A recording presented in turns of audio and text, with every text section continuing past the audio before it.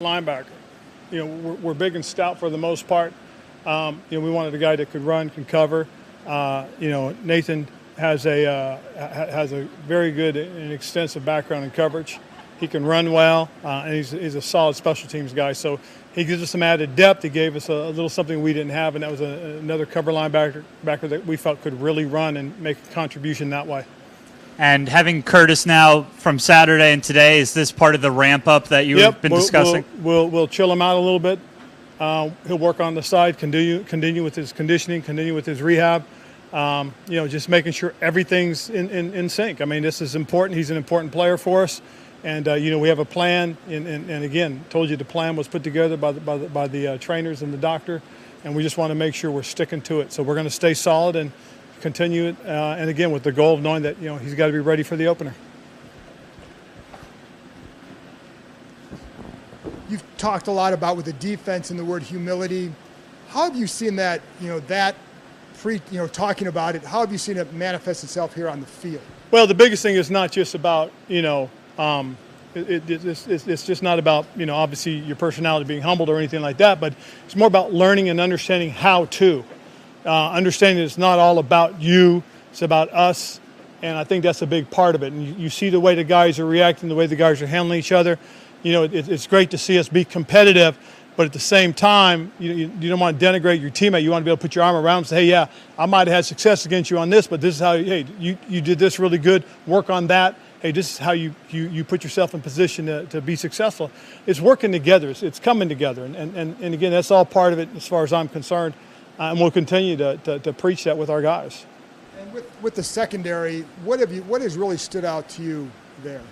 I think how well they've communicated amongst themselves, the way they handle all those things and the way they do all those things out there. It's just, it's not just a bunch of guys out there running around chasing guys. There's a reason, there's a process and a reason as to how and why we do the things that we're doing. And they seem to understand that even more, and they seem to communicate even better, and that's been big for us. Staying with the secondary, I know last year we talked a lot about William Jackson's transition from the man to the zone. Just as a coach, did you kind of learn anything about how players make that adjustment, and if so, something that you would kind of maybe use going forward or talk to your coaches about using going forward? I think the biggest thing with him is just about learning and understanding what we're doing, how and why we're doing it. For the most part, he's a guy that's always been in a lot of man coverage situations. I think the biggest thing is just learning and understanding how to play the different coverages that we have, and understanding the concepts and putting it together so that it flows together. The biggest thing, though, like I said, and I'm really pleased with it, has been the communication amongst those units. When doesn't matter whether it's our first bunch, second or third bunch that are out there, they all communicate really well, and that's been a boon for us. It's really helped us. And because you guys are thin at tight end, a guy like Armani Rodgers is getting more reps even with the starters. He had a few catches today. What have you kind of seen from him, a guy that's transitioning positions from what he was in college? Just a guy who's taking advantage of his opportunity more so than anything else. You get a chance, and you're going to run with the twos or the ones, you got to be ready to roll, and that's what the young guys have to do. He's done a nice job. Still making mistakes. He's been off on a couple of his formations, a couple of his alignments, a couple of his routes. He's going to learn how to run his routes a little bit better. Even though he's made a couple of big plays, they could have been even better. Just understanding, how you run those routes. Where do you feel like the biggest growth for Jamin has been, just in this camp? I think the biggest thing is just learning. It's hard when you're used to playing a specific way, a certain way, and then you come in and now it's completely a whole new ball game. It really truly is. It's a different type of learning. It's a different type of playing. This game is vastly different from the college game. And, with him, it was just a matter of getting opportunities and picking it up. And, he continues to get reps and continues to do well. I mean, we're pleased with where he is, and we're excited to see him play on Saturday. You've talked about his fits in the run game and kind of diagnosing that better. But what about kind of in drop back coverage, and how have you seen him kind of handle the passing game? I think that's one of the things that he does really well. I think his pass coverage is solid, it's sound. He seems to understand the concepts very well. One thing he does well is he has the ability to run and burst. He plays with pretty good vision. He anticipates well, and when you see him, he puts his foot in the ground, he goes. And that's what you got to be able to do in this league is, once you identify what's happening out there, you've got to be able to go make a play. And because of his athleticism, I think he does. Oh yeah, I mean, when you go and look at his past breakups, look at the things that he's done on, driving and making the plays. Again, I go back to the big play he made against Buffalo on the 4th and 1. That was man coverage. He did a great job with that plant and drive on that. Ron, F.A. Obata told me how much he's enjoyed reuniting with you and Sam Mills. What have you most enjoyed from having him around for another training camp? Well, his maturity in terms of he's been in the system, he understands the system. He's a guy that knows and can explain to these guys what we're trying to do, the ideas that we have, the concepts that we have. And he's a heck of a story. I mean, he's just a heck of a young man. He does a good job for us. And, he's a mature guy, who's got a lot of life experiences. What do you see for his fit on this line? How do you see him fitting in? I'm sorry? How do you see him, fitting in with the rest of the line here? F.A. Yeah. I think the nice thing for F.A. is he's a big physical defensive end. He's a guy that can set the line, set the edge of the line very nicely. And in certain situations, he can transition down and be a 3 technique for us. So he's got a little bit of position flex, and he's a guy that just, goes real hard.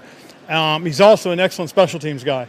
I mean, 265 pounds and 6'6" that can run is a pretty imposing figure out there, and he will play some special teams for us as well.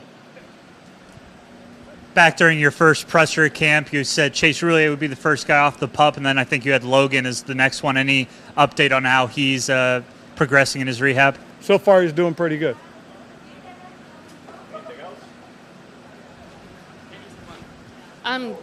Joe. Jeez, Kime, easy. Joey Sly. I mean, you guys go back to Carolina. What is that connection you guys have, just based on your personal history, but also what do you think of him and how he's handled transitioning here? Well, I thought he did a heck of a job when we brought him in. I mean, he was solid, did some really good things for us, and he kicked with confidence.